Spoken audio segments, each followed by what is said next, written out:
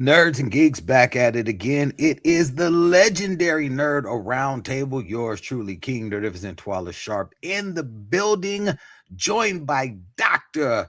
Liz Hey from the Freeway, everyone. Gia, Mo Kelly, The Devil Wears Prada 2. I got a lot to say, and hopefully Tom will help me out. and Thomas Talking Cunningham. Absolutely. Before we get to this magnificent review of the Devil Wears Prada, and hopefully those of you who follow both Tom is Talking Cunningham and Mo Kelly have seen some of their thoughts. And I really want to hear your review, Mo, especially how you connected it to a time within the music industry when you and I were dealing with, higher ups who would routinely call us out our name, routinely disrespect us to the highest point of disrespect. I'm talking like you must want to go outside type disrespect. And so I absolutely want to hear this review, because there was one dude who I worked with who literally for the first at least month and a half, 2 months that he worked there, called me motherfucker every day. Never called me by my name. It was just, hey, motherfucker, where's this playlist at? Hey, motherfucker, what? You're not exaggerating. No, I'm not exaggerating at all. I had to be talked down off the lid several times, like, this is the game, T. And I'm like, it's not the game where I'm from. That shit. And they tell you, there are 100 people lining up who would want your job. Yeah, they're just like the movie. They used to just straight up. They used to be like, "Do you know how many people want to be sitting in the seats you're in right now, hoping they could get called motherfucker?" I'm like, bruh. But before we get to that, oh my God, The Boys. A lot of times, people watch The Boys and they say, "Man, I can't believe they went there." But damn it, this last episode, and this I believe is second to last. This is the penultimate episode. This is I think there's more. No, there's two more. Yeah, Okay. So it's just It's Daredevil that just has one more. Daredevil and Maul, I think they have one more. But look, this is this the last episode of The Boys.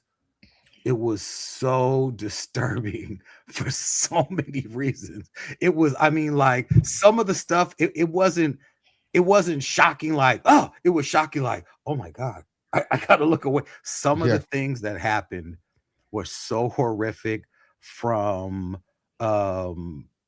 butchers, dogs, nonstop fantasizing about fucking Homelander, to the murderous murder that happened at the Hollywood Hills celebrity home. The cameos.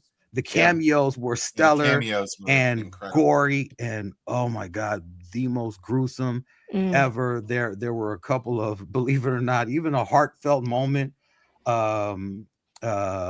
with Butcher, and I just still, man, the episode, it weighed on me. I walked away and kind of just leaned back in my chair and just said, well, that happened. Jeez Louise. See, y'all not making me eager to get back into The Boys after I left season 1, episode. No, Liz. Look, I feel you, because look. Everyone who's ever watched us knows I was not into The Boys like that. And then Gen V, which F the creators of Gen V, and really the creators of The Boys, for shitting on us with canceling Gen V and not giving us a third season, and really thus far not giving us any inclusion of a series that should have been like shown throughout this recent series of The Boys, because we're like, that's what the last season of Gen V was leading to. Was leading to a massive team up of the Gen V kids appearing in The Boys. That's where it was going. We've only heard mention of names. That's about it. A Godolkin nothing of Godolkin as a past reference of Marie, and that's about it. To not show them in this, but to also tell us as fans that F you, you're not getting another season, why did we get the show in the first place then? What was the point of introducing Gen V if you were not going to go further into that? And I know, maybe within the realm of the world of comic books, there wasn't no spin-offs and things like that really would have led to something like that. But for the majority of the world, no one read the damn comic book. All right. Everyone knows the series on Prime.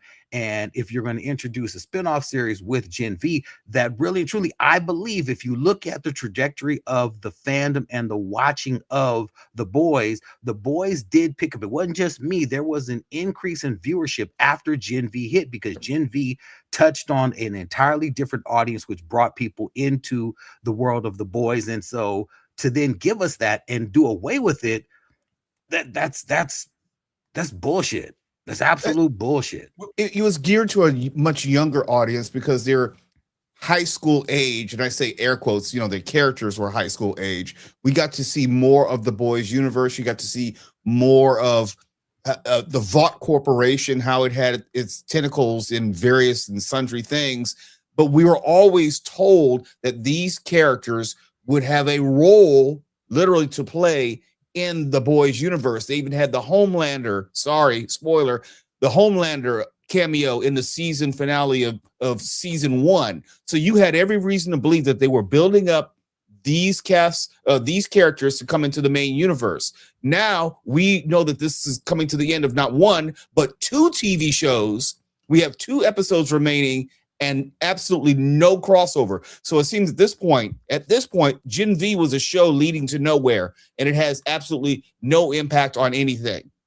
Yeah. Well, I think one of the key differences that I think made it maybe more approachable for audiences is that this was a universe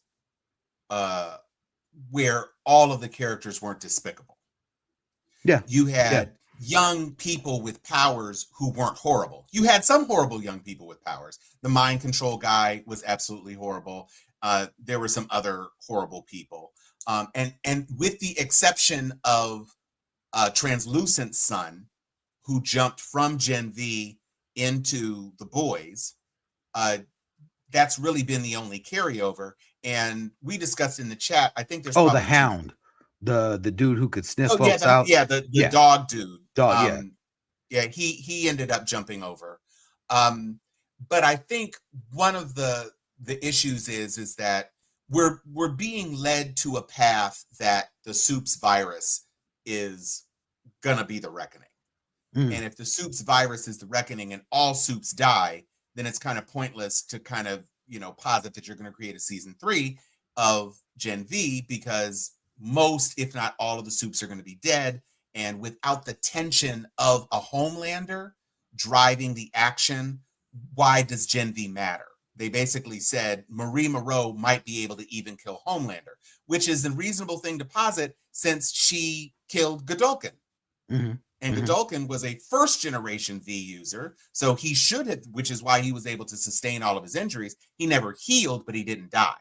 And he still had full use of his powers because he was puppeting the guy that we thought was the big bad of season 2 of Gen V, who actually wasn't the big bad at all. He was just being puppeted and then controlling people through his control. So I think that probably has something to do with it. I think also the Marie Moreau / Stigmata, she's always going to be Stigmata to me. She is a credible threat to Homelander. And so even if Homelander's vanity would not make her a focus, the audience would have an expectation that she should be a part of Butcher's plan because she is that powerful. And the other part of it is that there's a possibility that her powers, which had been demonstrated to be able to heal Soups, that she might be able to resist the virus. And if she can resist the virus, then, it puts a whole different spin on things. And so it feels to me, I appreciate that Gen V probably expanded the audience of the boys, but obviously it did not work out from a fiscal standpoint, because if it was minting money, then Bezos, or minting subscriptions, or the streams were that high, then Bezos would never have canceled it.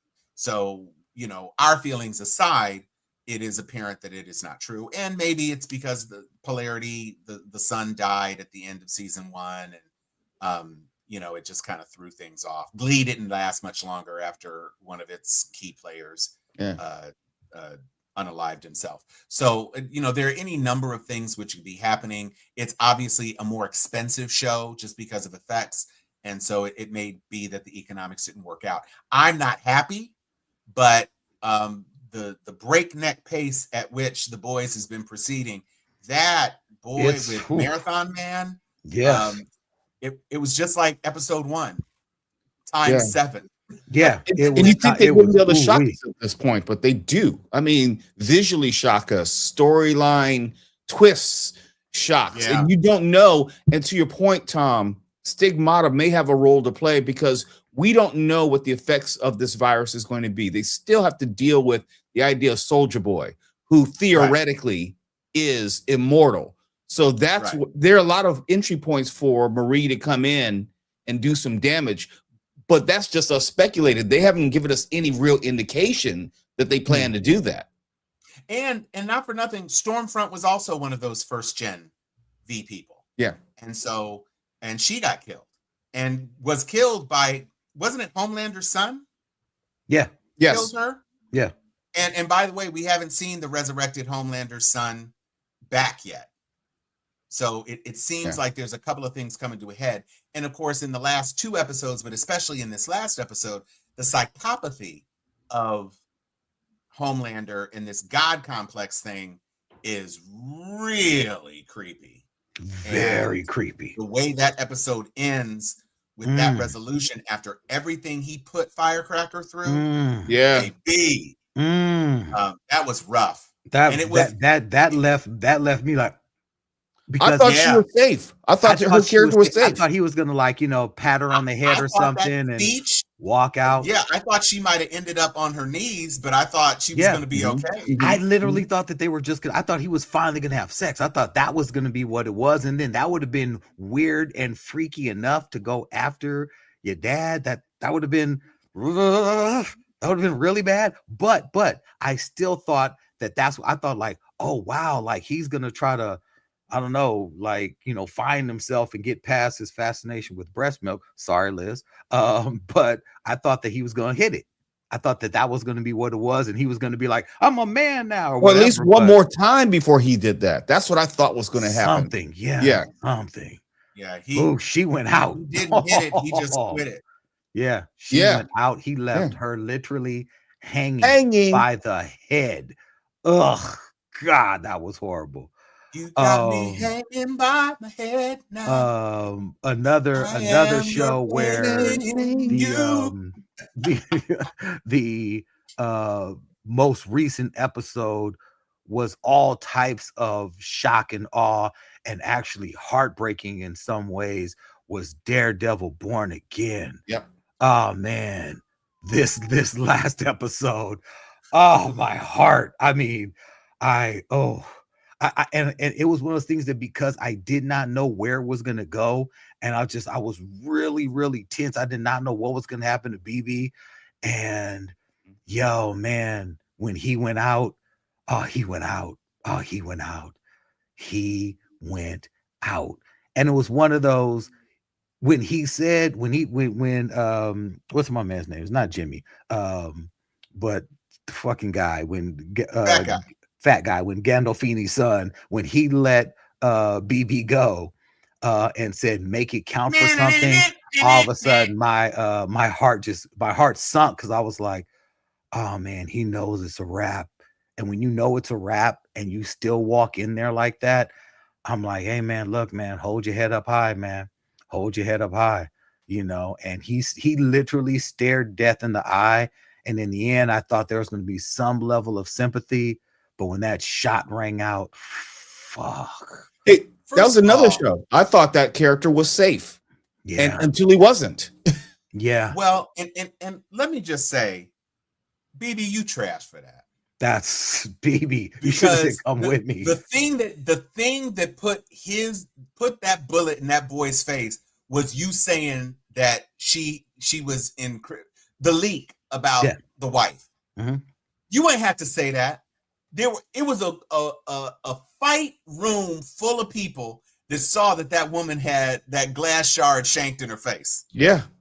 Plenty of people. So everybody knew she was sick. Everybody knew she was injured. That was not enough of a scoop. You knew what you were doing. That didn't have nothing to do with your uncle or anything else. You were just being petty. Hey, can I ask a question? He never hit it, did he? No, he didn't hit it. He never did? See, that's the thing. He never hit it. No, and I think that she led him on quite a She bit. definitely did. Yeah. Oh, She no. also She felt- definitely let him on. But there was a real moment where she felt sympathy for him when she You was think it was a snooping sympathy around the house. kiss? Well, I'm saying It was a when she sympathy was kiss, snooping yeah. around the house and she found whatever it was that she found that said, you know what, I can't do this. Yeah. He's True. a good guy. She may have been they were using each other, whatever. I kind of thought that on one of those drunken nights that they were hanging out that maybe something had happened, but I guess I could be misremembering. But I No, think that it could. I think he could have Daniel. wore her That's the down name, Daniel. a little bit. He could have after lunch with his mom. He was getting closer. He was getting close. He could have gotten himself a quote unquote pity fuck. He could have. He could have. I'm just saying. You're not saying he could have. Not anymore. No, Well, but no. the thing is, now that's important because I didn't understand his motivation to risk so much for her when he had an inkling along the way that she was the leak. He didn't. Right. He couldn't prove it, but part of the reason why he didn't follow up on that was because he was thinking with the wrong head. He was now see, but Mo, that's He's it. desperate. That's it. Yeah. Desperate. Oh no, he definitely Desperate. wanted her. Yeah. There's no question that he wanted her. And maybe he thought that in that last moment where she actually showed him a bit of genuineness, that he decided he at least wanted her to live. Yeah, but I mean, and look, Daniel, you can tell from his life and from what we saw in his room that and I think that was very important, the things that she saw on his wall, and the things that were important to him culturally. You saw his love of superheroes, you saw his love of just hip hop, of culture and all that he was deeper than who this guy is that we thought was just out there trying to win and curry the favor of the kingpin. That was, you saw in those flashes in his room, you saw that was him trying to live up and be the man of the house, him trying to surpass his father. Just the images that you see of his hardworking father on the wall, and the reverence that you saw in the child looking at his father in those photos, things like that. I said to myself, wow, like, okay, so this is actually a deeper dude. And just that tour of his room made me think differently about him as a person. I thought he was just a shallow suck up, but you see he's a hardworking, when you meet his mom, he's a hardworking blue collar guy that really was trying to take advantage of the position that he was in, and had that New York mentality of like, yo, like, I'm gonna make it anyway by hook or crook. I'm a hustler. I'm gonna make it. But that's why it was so surprising and striking to me how it ended, because they were giving us more about him. We were learning more. We were allowed to be more invested in him as a character, as opposed to just someone who had political ambition and was willing to turn a blind eye to everything. Then you start showing us more, and all of a sudden, one straight to the face. Hey, look, you know what? With the death of Vanessa, which I honestly didn't think was going to happen, right? Anyone can get it right now. They're in an anyone can get it kind of phase in this storytelling. And again, I said in our group chat, Daredevil has literally said, all right, MCU, fuck it, jump on my back, I'll carry you, because this show is giving us some of the best moments in Marvel Cinematic history, both television and film. Recency bias aside, this show is absolutely flawlessly phenomenal, even in comparison to its Netflix run, where even in all 3 seasons of its Netflix run, there were at least 1 or 2 episodes each season that you were like, could have done without that. Didn't need a whole episode of of Matt sitting in his room drinking or whining or crying, whatever, where there were throwaway episodes. That's always the complaint of the Netflix universe. And even in season 1, when it came to Disney, it was like, okay, it laid all of our fears to rest. It was like, no, we're doing Daredevil. This season right here, the pace in which it's moving and all the drops it's giving us, this is stellar. This is stellar Marvel television. And this cinematic quality, the things that they're giving us, this is But there's one other thing. It's cinematic quality and it's cinematic relevant. When we know that what is happening in the TV show is going to matter on some level, in some way, in the cinematic universe, where what's happening right now in New York is going to play out somehow in Spider-Man. We know, because New York is just a central location, and you know, it was already significant when you have the drops of Luke Cage and the appearance of Jessica Jones. In other words, I'm saying it is actually going somewhere. It's not just giving us something, but they're telling you that this is coming in the future as well. Yeah. And in a way that the current cinematic universe did not do in phase, whatever the last phase was. So, you know, it is, can you imagine if Feige had committed to figuring out a way for Agents of S.H.I.E.L.D. to really exist in concert? And maybe it would mean that Agents of S.H.I.E.L.D. isn't on every season. I know that might be tough to negotiate with the actors, but none of those actors, not even Coulter, none of those actors were so busy that you couldn't have said, okay, look, this is what we're going to do. We've got this season, which is the aftermath of New York. And then we got to go on hiatus. But 2 years from now, we're going to bring y'all back to do this. Yeah. And then, because the last 2 seasons basically were in the future, because they couldn't do anything. Well, they were time traveling. They went to the past, which was to the crazy, future, and they were living in a simulation for a season. So it's like, if they had just played their cards right and done it more like Netflix, where Netflix was dancing in between the movies, but then you just left them alone, and then you could bring them back. And it's like what they're doing with Daredevil. They haven't stopped producing Daredevil. Yeah, they're already shooting season 3.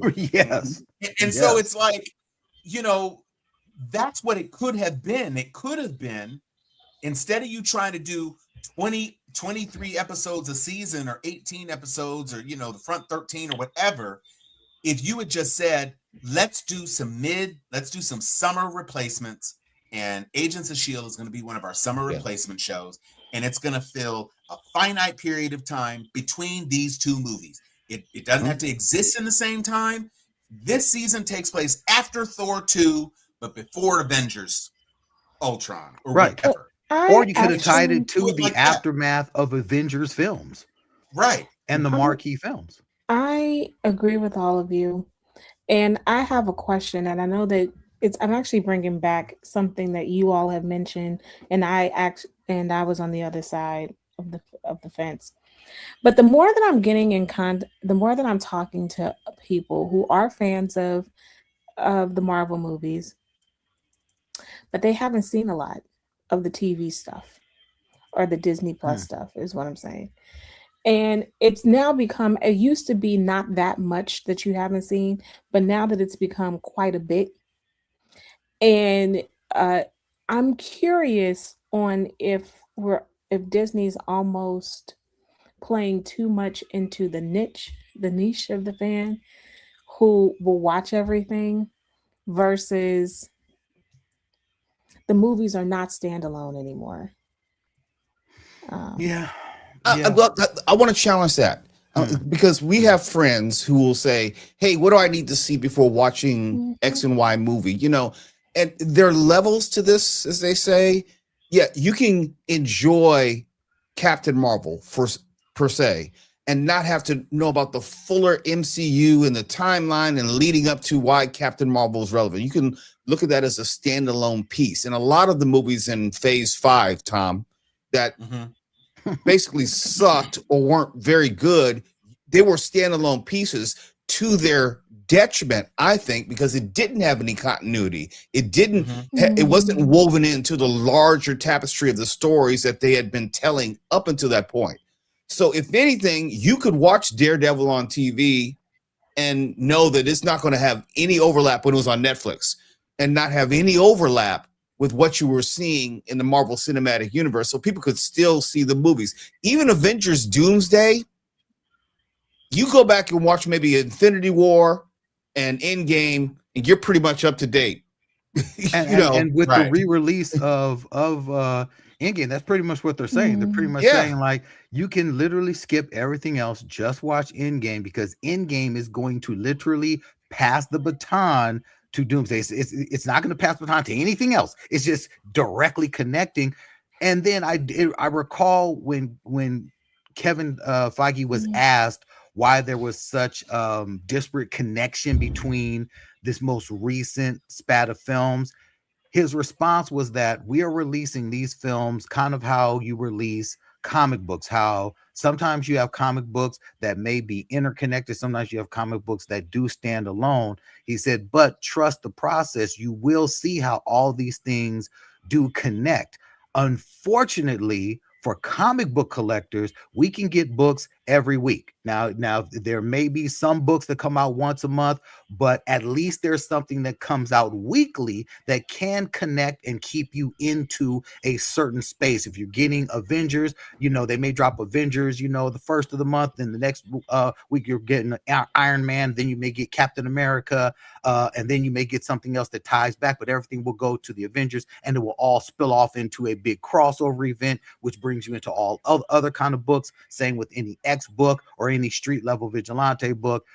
That's kind of how comics go. Unfortunately, with the film going audience, who you need to appease, you need to make sure that the film goers are in. Because if you're just relying on nerds and comic book collectors, your theaters are going to be empty. You're not going to get. You have to rely on people who don't care about the damn comic books at all, because comic book fans, we may hate it, but you got to make films for film goers. All right, you're not making films for comic book buyers, which, as it is right now, it's a dying breed. So when you think about that theory and all these films that have come out, all you've done is essentially piss people off, and now you've got this plan, to try to reel people back in by saying, hey, we're going to re-release Endgame on our new super format screens, our new Disney the Infinity screens, or something the like Infinity that. screens, and then you're going to be able to see these additional scenes, how we've changed the ending to impact what you're going to see in Doomsday.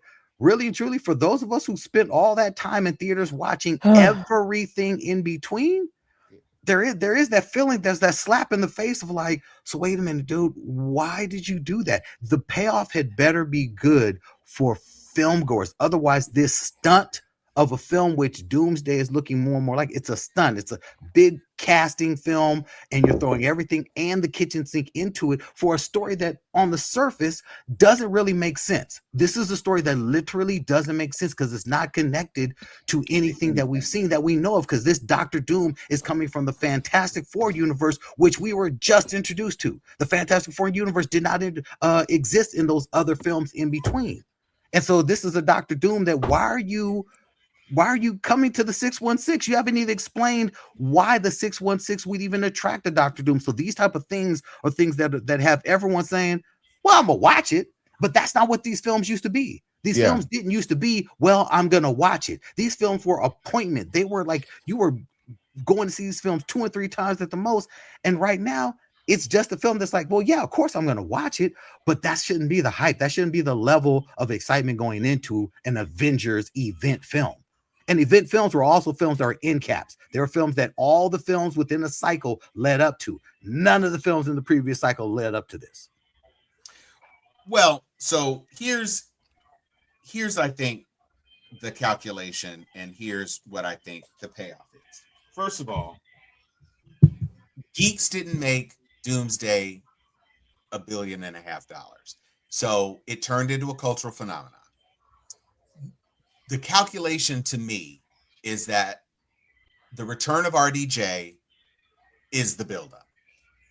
And we know you love RDJ. We're paying him $400 million because we hope you guys love him enough to come see his ass in these next 2 movies. And so instead, the calculation to me is, instead of making you wait 7 years, we're giving you Infinity and Endgame back to back right now. And that's going to kick us off. So we know you didn't like Thunderbolts.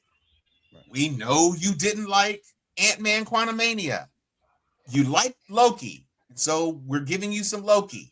And, Fantastic Four underperformed. And for the fans, Dr. Doom has been seen on screen with the Fantastic Four 3 previous times. He has been involved in each of the Fantastic Four past adaptations.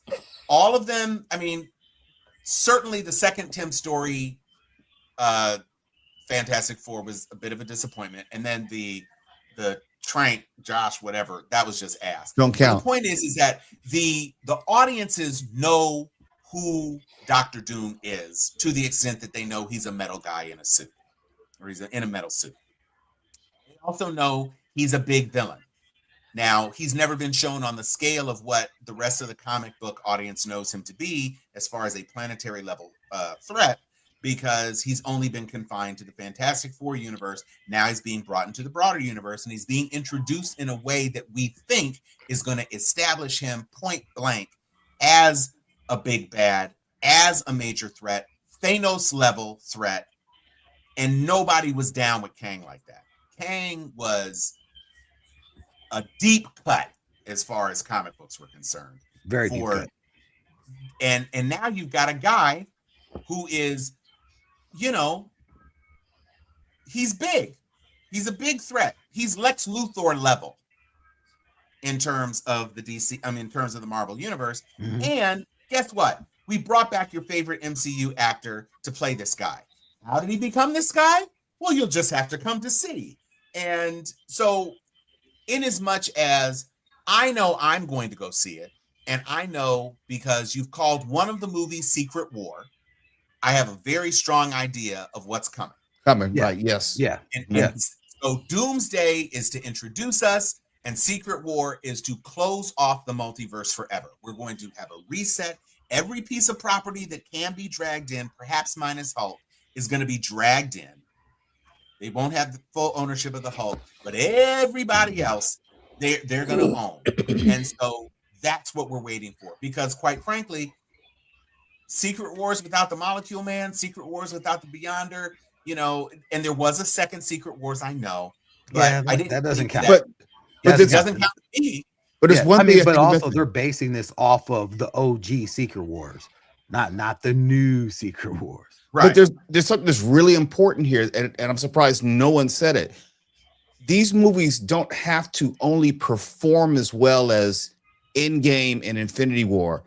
They have to be bigger in scope than Infinity War and Endgame, or it's an automatic disappointment. Yeah. You can't, you can't take a step back from Endgame in the next Avengers level movie and not meet it at that point. So that's part of the reason why they've rolled out all the cast, and everyone knows that everybody and their mama and their kids are going to be in the movie. But as far as what they put on screen, it's going to have to be bigger, badder, and better than Endgame. Because it's going to have to be. Because when they open that first portal and you hear Sam's voice and T'Challa walks through and everything, audiences are going to need that moment, and Steve Rogers wielding Mjolnir, they're going to have to top that. And so the expectations are through the roof in a way that they weren't through the roof going into Infinity War, because we weren't ready for the end of Infinity War, where basically they lost. They lost twice. Right. Yeah. No, very true. Very true. Yeah. It's a lot riding on it. And we shall see. Right now we are off to box office wise, we're off to a relatively midsummer, even with the massive success of Michael Jackson, and the success of Michael is massive. But with Devil Wears Prada, right now we're having yet another film that is, as it stands, not going to hit $1 billion. This weekend coming up, we've got Mortal Kombat. We are not looking like, starting off the summer, we're not looking that strong in the box office. And Tawala, I surprisingly, disagree. what? With what? I do. Go ahead, babe. Because when I tell you this weekend, I did see Michael Jackson again, and it was like I couldn't get a seat until 9:00 on Saturday. That's great. This is still, I mean, and then between Devil Wears Prada and I got a big beef that I didn't get my popcorn bucket. I had to order it. Look, But I'm just going off of the reports. I'm not going off of what I think. I'm telling they got you from the they made reports. $233 million this weekend, Devil Wears Prada. And I'm gonna look up, see what did Michael Jackson make? Because it had to be right Michael up Jackson there. is it's at about 350. I Well, believe. worldwide, Michael's at like 427. Okay, 427. Yeah. It's stunning. I can't get seats. Like you're sitting front row. I feel bad for all the other. Yeah, I got to disagree with Twala, only because, and I was talking about some of this with Tom earlier today after I came out of Devil Wears Prada. You have to know that Michael is overperforming. Okay, no one thought that movie was going to hit maybe $750 million when it's done. You know, the word of mouth was horrible for that movie. Yeah. So it is definitely overperforming all expectations, and it's going to keep the repeat viewings. So I think the box office in a general sense in a better position. The repeat viewings, yes, but Michael loses it loses its big theaters. It loses IMAX and Dolby this weekend. Both of those are going if it only got this much money as for its total run, I believe that they would have been happy with that and they wouldn't have lost money. So I'm just saying. I mean, they haven't lost money. It cost them $200 right now. They've made their money back.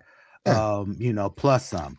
I'm saying, and I'm not talking about the performance of Michael. I'm saying the projections for this summer box office are not surpassing last year's box office, and that's what doesn't look good for theaters.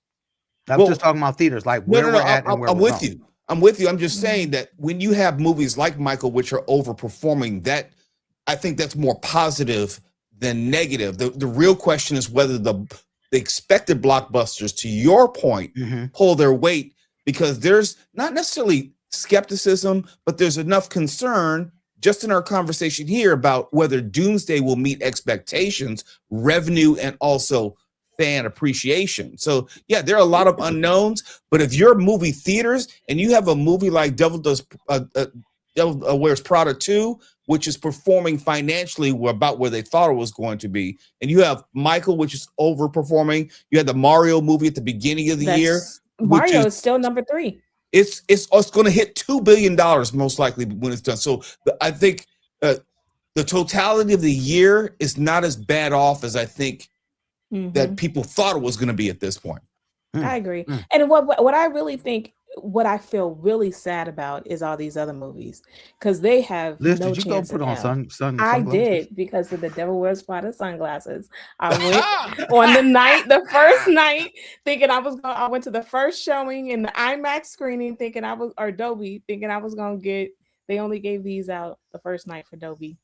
Thinking I was gonna get a popcorn bucket, and these did not give me my popcorn bucket. Look. I don't care. Animal Farm came out this weekend. Who cares? Like, I mean, this is where it's getting to. Next week we have another new movie that's coming out. It's gonna be Michael and Devil Wears Prada. Like, I mean, good luck. Because Mortal Kombat, even though they've got the IMAX and Dolby, people are not gonna rush out to see Mortal Kombat. It's kind of like it's a lark. It's like, oh yeah, they're doing it. It's going to be funny. It's going to be gory. We're not even past Memorial Day weekend, so the movies that have to carry the weight of the summer haven't even started coming out yet. So all this is house money. they are hoping that Mando and Grogu Ugh. will overperform in the way they're hoping. I'm not thus saying it will. far, no, I'm thus saying they're- pre-sales on tickets are indicating that it's not. The pre-sales on tickets alone are far below expectations of Disney. The pre-sales.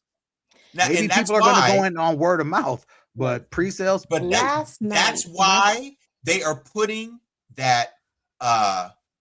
They're putting Happy Hogan in front of all of these Disney movies, they sure are. so that you really got to see it on a big screen and that Dolby sound. When you listen to it in Dolby, this is what going to a movie theater is about. They sure and you know did. what?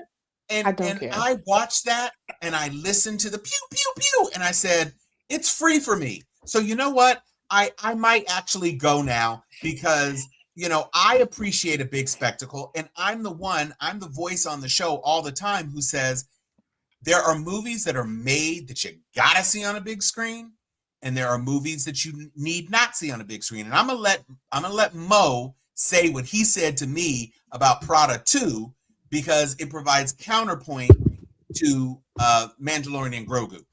I am not a Star Wars fan that way, but I appreciate that is a movie that is designed to be experienced on a screen that is much larger than what I have in my head. Sure. Anyway, but Mo and Tom said something before the last few weeks.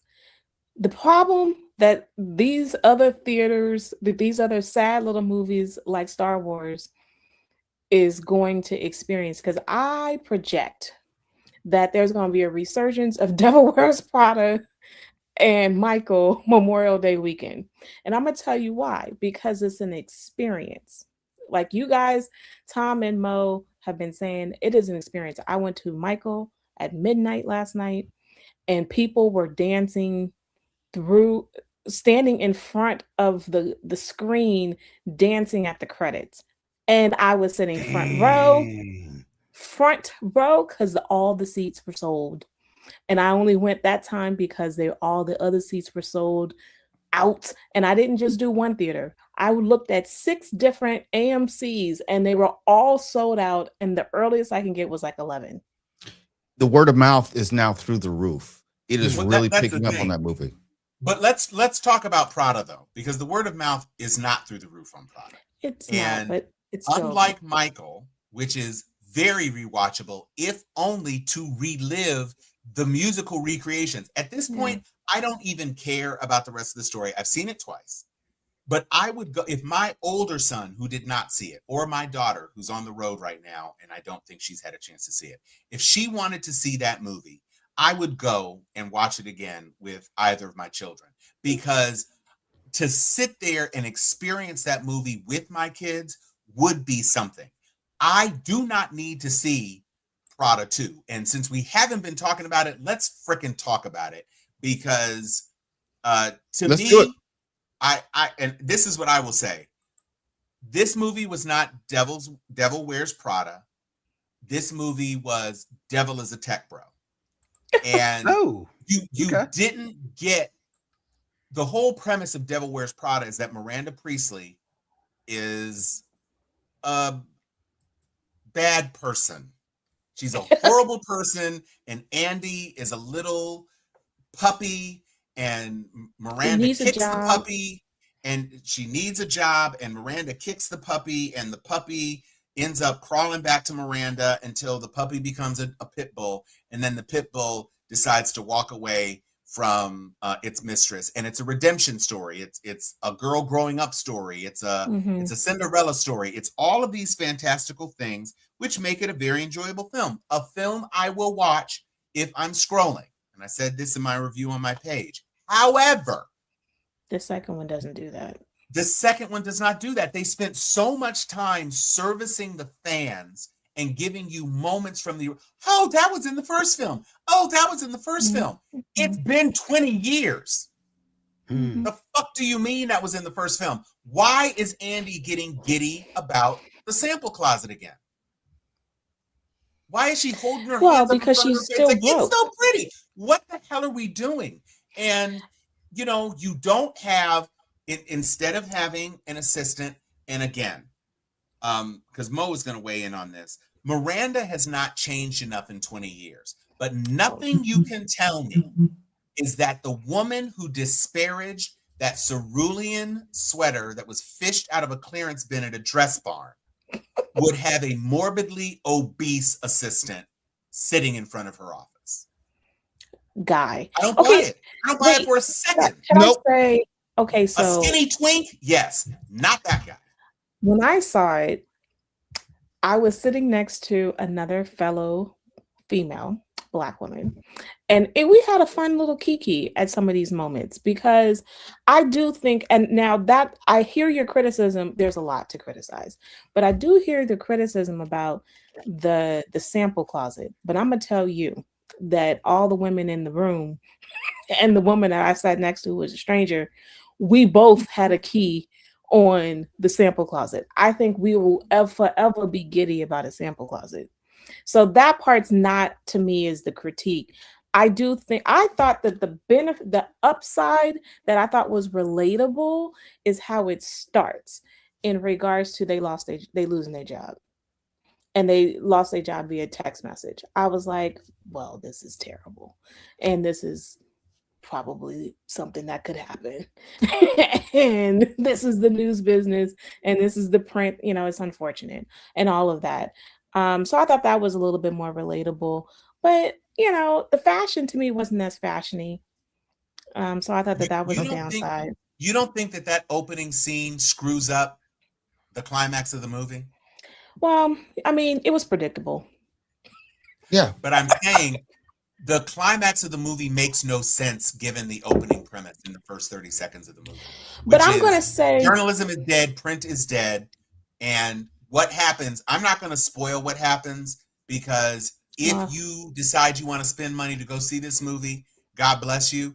But what I will say is that given what we see in the first 45 seconds of the film, the resolution in the last 45 seconds of the film makes no sense. We can say this in a general sense. It is set up that Devil Wears Prada 2 updates the industry. It updates all of the characters, how, even talked about Me Too and cancel culture. That was in the previews, everything. That wasn't a secret that we're divulging. But to Tom's point, things don't make sense. And for me, they always have to make sense as far as character motivations. If you set the parameters of the story, you have to stay within those parameters. I didn't mean to cut you off, Liz. Were you done with your review? No, I don't really have much of a review, but I will say it's a meh movie. I'd actually still go see it again, because it's an event. It's not really to make sense. But could I say, though, this is where it's relatable to me a little bit, just a tad bit. When I went to journalism school, there's this thing called a digital camera. Like, make and we were on the cuff. We were making websites. We had to make a website. And that was a nuanced thing. A lot of journalism schools were not including that a part of the curriculum. And I mean, we're making on stuff. We had to learn how to code. You don't even have to do that anymore to make a website. So for me, if I were to get back into journalism, I actually am low-key, my footing would be lost, because you had to do all this stuff by hand. You cared about the story in a way. And I think that's where this Andy person, she's losing her footing. She came out as a person who didn't think fashion was a big deal. She still doesn't think fashion is a big deal. And and so that's part of the first arc. She still is having the same, but I think that that's part of the nuance that I think is frustrating as a viewer, but I can also understand it as a viewer in saying, yo, I'm lost too, because nobody cares. Everything's a click. And then everybody calls themselves a journalist, and they've never, they know nothing about journalism. They know nothing about ethics. They know nothing about anything, but click, click, click, they're a journalist. And so I can understand that But I can also understand that a lot of it also doesn't make much sense. But I'm there to look at the fashion. See, I was not there to look at the fashion. I appreciated how they got the principal characters back together. If you're going to do a movie like this, Yeah. get the gang back together. They Mhm. did that. More Stanley Tucci in general. I don't care. I don't think he can do anything wrong. It's I fine. had a pre-review on my social media talking about the first one, and I thought Andy was kind of a villain. She was not easy to support with her actions and decisions in the first movie, and rewatching it 20 years later, it reinforced that. And so I wanted to, in this next movie, which we know there was going to be about updated technology, updated culture and society, that these characters had grown in some way. I've worked in entertainment long enough to know that Miranda would not be around anymore. There's too many lawsuits that would have had to have happened when you have a movie talking about society moving forward in a much more litigious way. Miranda would not exist. Andy, when she runs into Miranda, all of a sudden she's back to that 25-year-old assistant who's scared and cowers, and she's then all of a sudden, semi-spoiler, turned into an assistant all over again for a plot point which is almost identical in the first movie. And the black friend, the stereotypical black friend, still don't even know the damn character's name. She's back in this one and has a larger role but smaller importance. I don't think they utilize the characters well, and Nigel is still Nigel doing the same fucking job that he was 30 years ago. So the only thing I will say about the Miranda thing is that Anna Wintour is still the editor of Vogue.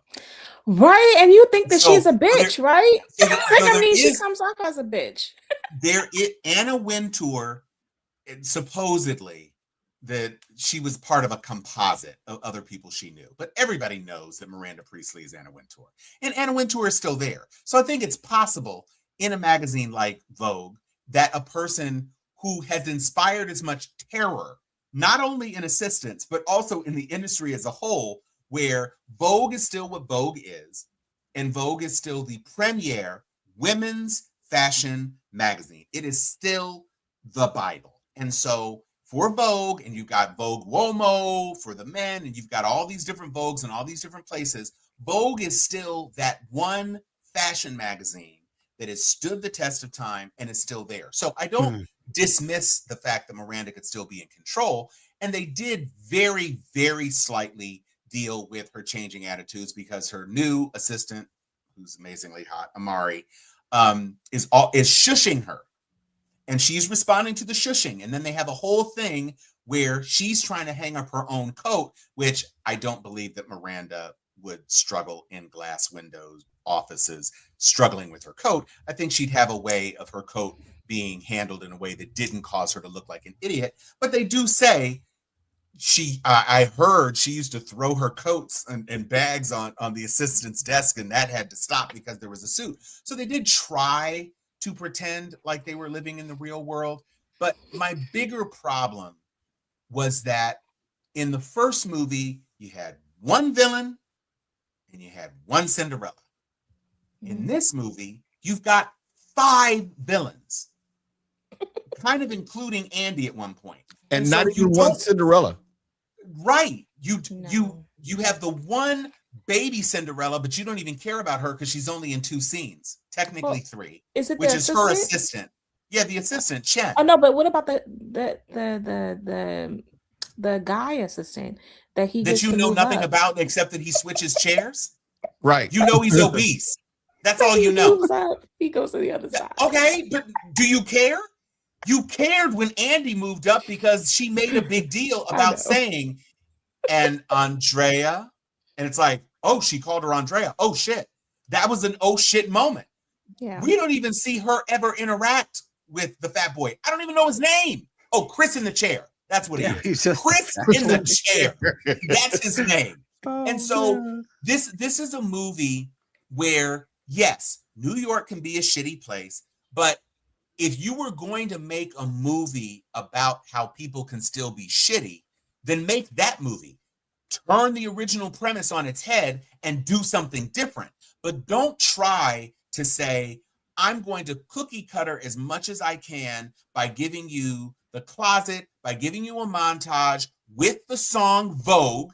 Vogue was 15 years old when the first movie came out. But I Wait, think that and that's wait, what the fans 15 wanted. years later, and you still are using Vogue, and you have a new song that you wrote for this movie with Doechii and Gaga, and you do feature that song in the movie, but why Yeah. not put that song instead of Vogue, instead of bringing Vogue back? Oh, because we want a montage scene where they're in 6 different outfits for no reason I can understand. Because And so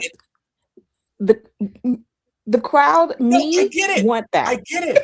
I get it. But at the same time, you are not going to re-see that movie. And if that No. movie came on Prime tomorrow, you would not sit down and watch it because the first movie does it better.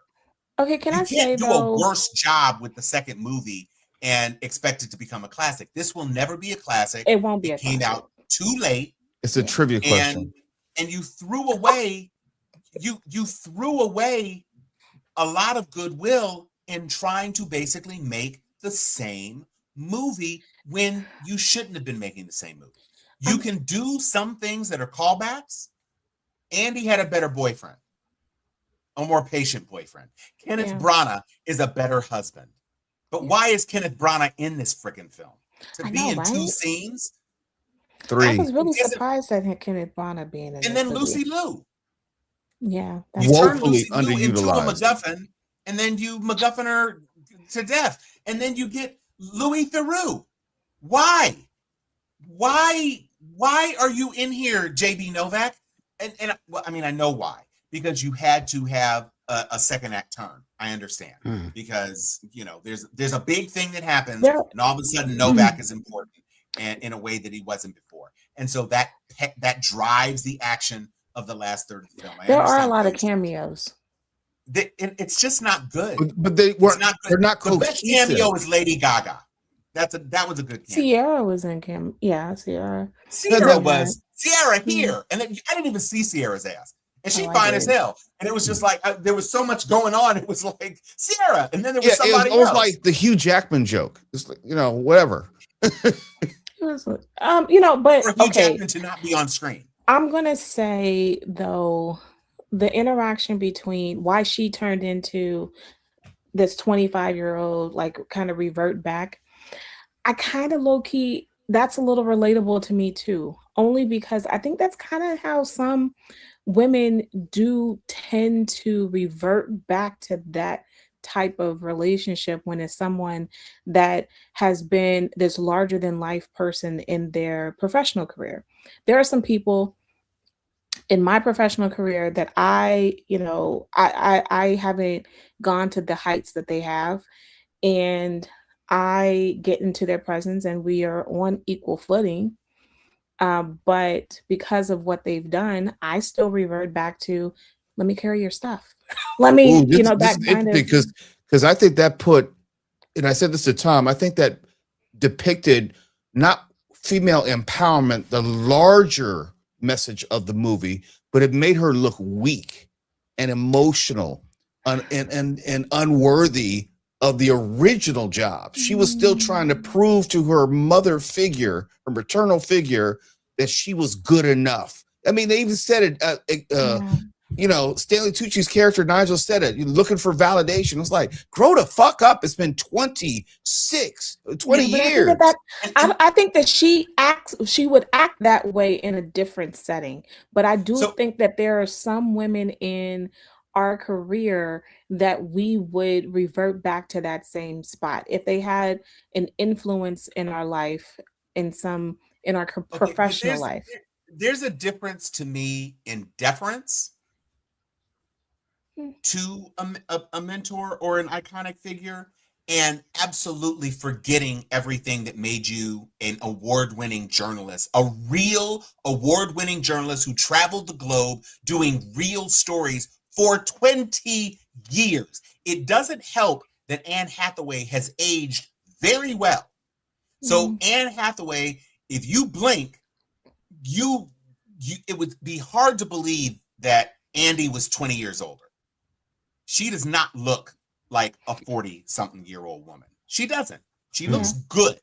And so that kind of helps sell the illusion. But I'm thinking of Andy being in South Africa when Nelson Mandela was freed, or covering some hard-hitting story in Palestine or Lebanon, and then coming back to Runway knowing that Miranda fucked up, knowing that Miranda is injured.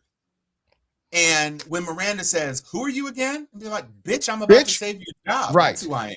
Right. Yeah, I don't know. Miranda, I'm not I think she 25 can cut- anymore, girl. What the fuck do you mean? I saved your bacon twice, bitch. Stop it.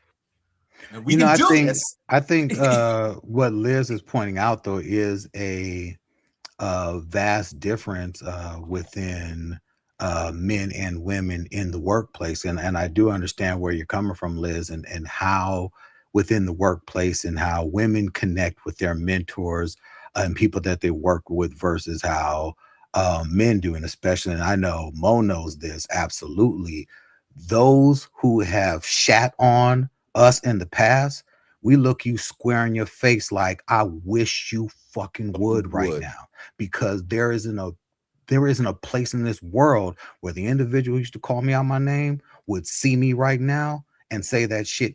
Come. If he would have walked in to say KFI and said something like that, I would have slapped you in your fucking mouth.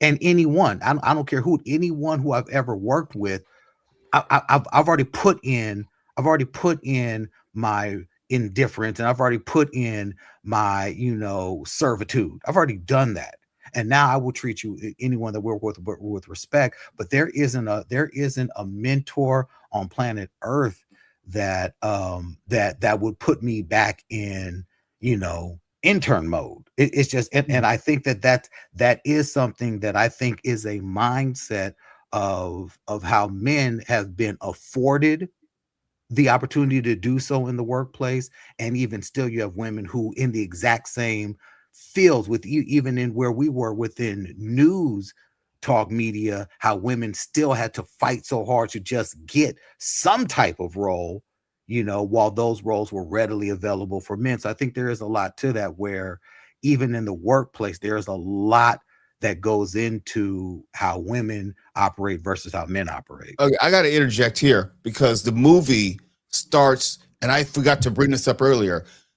It's the New York Press Club, obviously the New York equivalent of the LA Press Club. Tuala, you've been to that exact award ceremony. Yes, sir. Okay. Andy's character won the equivalent of the grand prize, best journalist, radio journalist of the year for the New York Press Club. Starts. Wow. Right. So she's and two other people from her paper also got awards. Right. And they got fired. The whole department. Okay. She's at the upper echelon of her career. And they established it in a way, I guess it was probably more obvious to me than maybe the just the audience. It wasn't just some award. She's top journalist in the #1 media market. So to go from there to falling apart the first 2 minutes that you lay eyes on this person, that to me, I thought it was self-defeating. You built her up that she's this success. Remember, she threw her phone in the pond and basically said, "Fuck you, Miranda. I'm going on with my life." And she went on and did her thing. It was just circumstance that she lost her job, but she shouldn't have lost all of her internal stature. It's hard for me to swallow because she didn't have that inferiority complex by the time that she left. So for me, it felt like she was going back to where she was even before she left that job. It did make sense. And so here's the question I would say.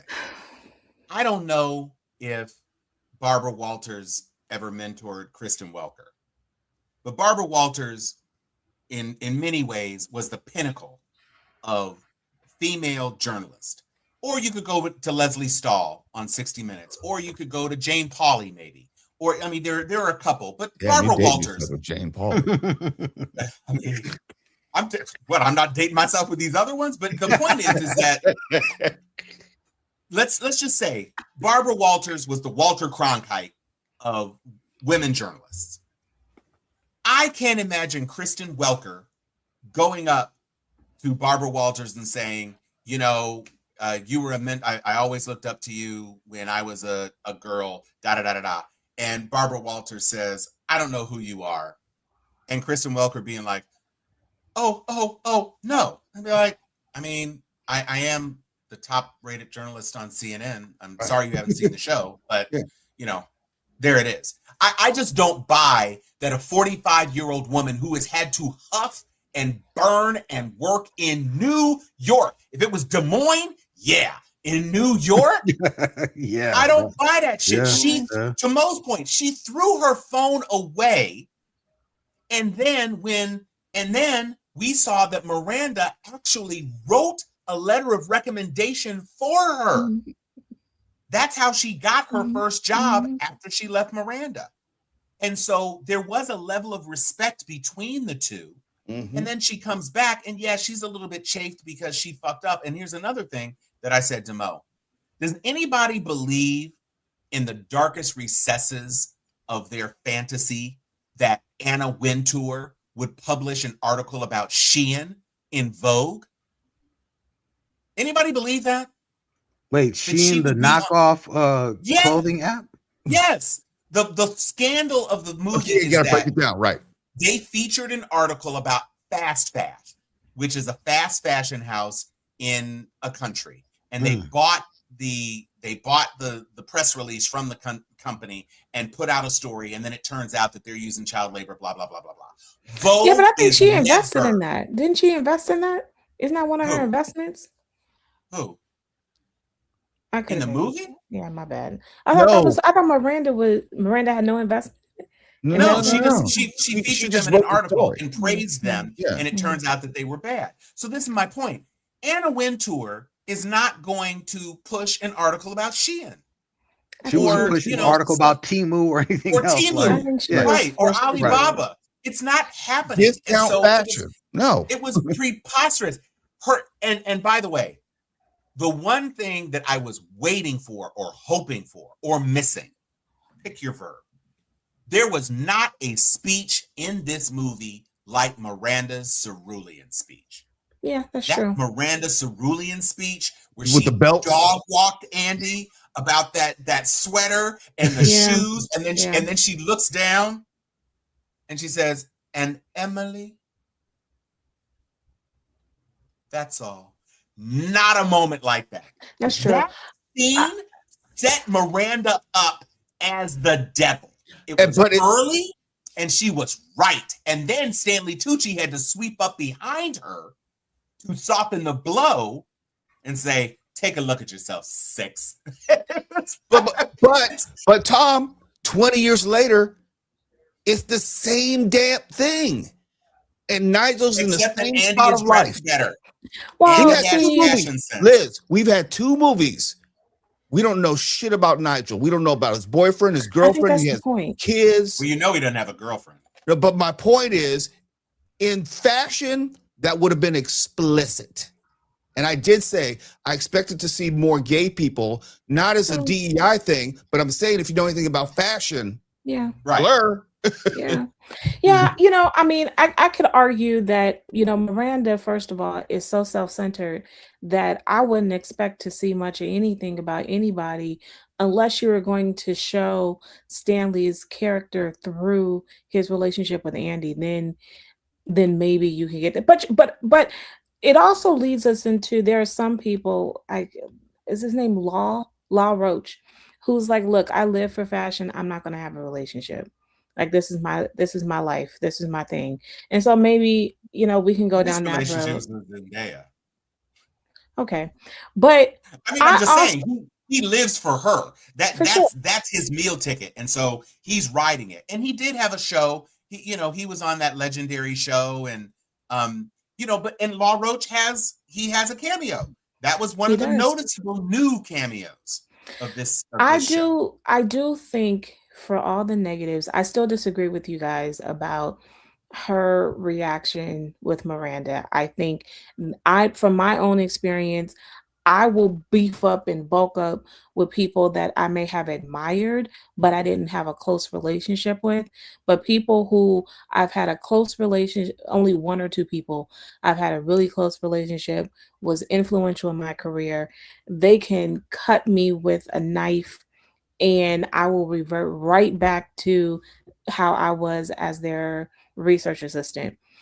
But Shit, not me. but I will All also that. say that um the one thing too, you guys haven't mentioned that I think is more realistic is the Emily character and how she was able. I'm also low key somewhat disappointed in her, but um I'm not surprised that she becomes this try to be the villain to circumvent Miranda. Tom, go ahead. Go ahead and knock that down. The whole how I they do think she would, the because whole- she. but she had Why not? won at that point. I mean, she was already successful. And Right. for her to go through all these machinations and strategy to get back at Success. What is Miranda your 20 definition years of later. success? I'm sorry? What would be your definition of success for her? Well, she was insecure, but I'm saying she was near the top of, I guess, a buyer for Dior. I can't That's remember not exactly. she success was- for her. She wants. She was in people want charge to of be. she was in charge of Dior's retail installations, and For her big me, project that was would the work. flagship store. For me, I would love that, right? But for her, I would imagine that the top is to be where Miranda is. Yeah, but But okay. but Go Miranda ahead. addresses the point and says, "You ain't that girl. You weren't that girl 20 years ago when you let sickness let Andy knock you off your perch. You weren't and aren't that girl." And it was proven that she's not, because without Dior backing her, she has to concede, you pushed me to Dior and Dior hired me because of you. So I don't disagree that might not have been enough for her, because she knew why. And she ended up getting fired by Dior once she tried to steal. Sure did. Okay, so now we're into the spoilers. Yeah. Emily is one of the villains. You don't know it, but Emily is one of the villains. And so, I don't disagree that Emily might have held a grudge. I just think you don't wait 20 years for Miranda to slip up about a fast fashion article to put your shit in motion. No, And Tom, don't forget, since we're doing spoilers. Y'all forget women. No, but I'm We saying, can hold a grudge for 20. no, but 40 she had years. Miranda by the neck in the opening scene. right. She didn't have to buy the fucking company. Spoiler. She could have ended Miranda's career in that moment. She could have pulled Dior. She could have pulled She Dior, could've. and they say Dior is responsible for 12% of our pages, and we're Yeah, but already she wanted to thin. make Miranda look small. But I'm saying she How'd didn't that take work out the for her? first shot when she had it. She had Miranda in her sights, and they create this backstory, subterfuge, reveal at the end, and it's almost like you had them with a knife to their throat, and you said, "Nah, let me sleep on it," and then you have to come back a week later with a gun. You're right there. It didn't make sense. And if Dior had pulled, it would have destroyed Runway. It would have made it easier for her to be replaced if she had yanked the pages. But here's the thing. Oh, She and her didn't have job that- promotion. Well, that did cost her that. But I'm But saying that's all of that because was that's in play. because Irv died. Yeah. Well, So I will say from all of this, and I have not seen a lot of good word of mouth on this film. I think that this was this film's weekend. I do not think that this film, just based on word of mouth, is going to have a strong lasting. I think that there is going to be a significant drop off. We shall see. I think that the drop off Same. is going to be significant. And Liz was absolutely on point in talking about how many people were mad that they weren't able to get those damn popcorn buckets. Mad. Like, yo, Threads was hot. They was like, walked up into that theater, didn't have my popcorn bucket, did get to take a picture at the theater activation, But outside of that, F that theater, and I ain't going back. I was just like, people were Listen, mad. for you super fans, them bags are on Temu. The and official them ones, right? Temu people Yeah. actually That's- made them bitches. That's not the Go point. get you one. It's gonna be cheaper.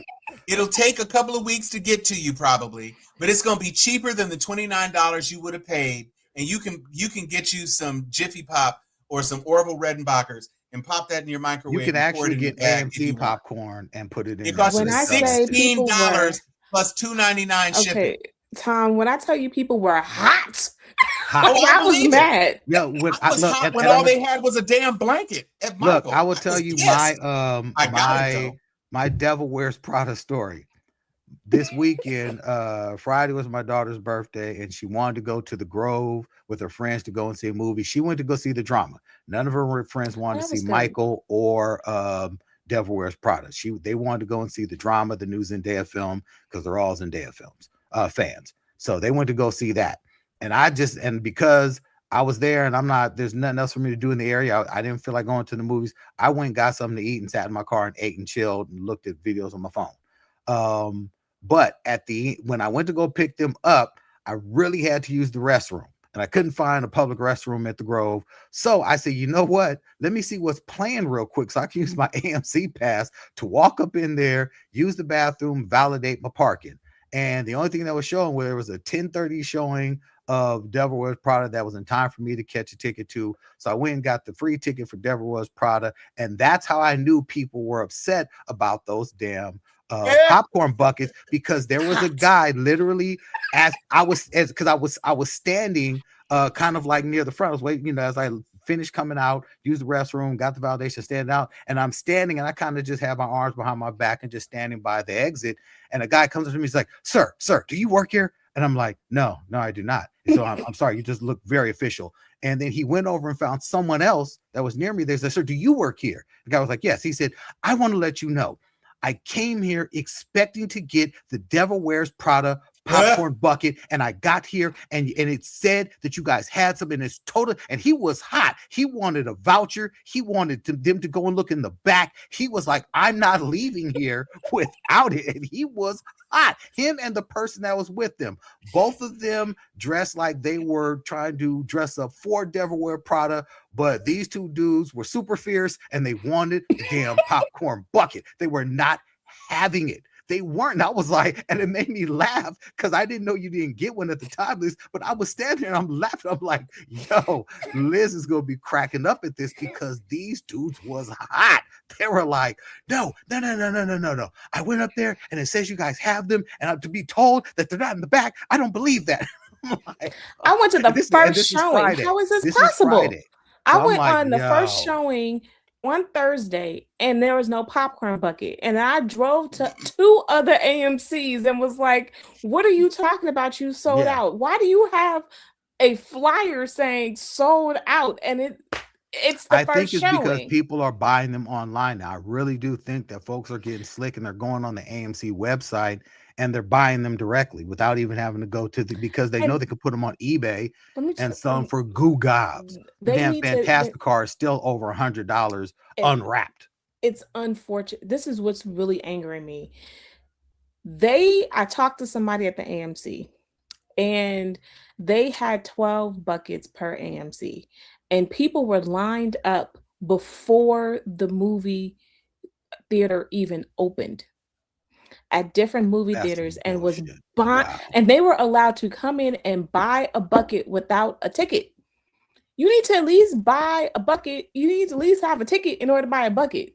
This is terrible. Popcorn buckets is big business now. Popcorn buckets is big business. Anyway, those things are getting more and more fancy. And now I may have to go on Temu just so I can get a few so I can put them on eBay and get that resale because it's a thing, y'all. It's a thing. But at 1 hour and 20, we were going to have to go on and wrap this and catch up next week with some more fantasticness. We got Mortal Kombat next week. The crew may go see Michael again. I don't know. I may finally go see Michael. We got the finale of Daredevil. We've got to believe the finale of Maul coming up. So we got That's some really good great. shit that'll be on the table for next week. Absolutely. And so until then, Dr. Liz, with your cool shades, take us out. Good night, everyone. Mo Kelly, Multipass. Tom is talking Cunningham. Where is my Nigel suit? With the popcorn bucket Well done. missing. Excelsior.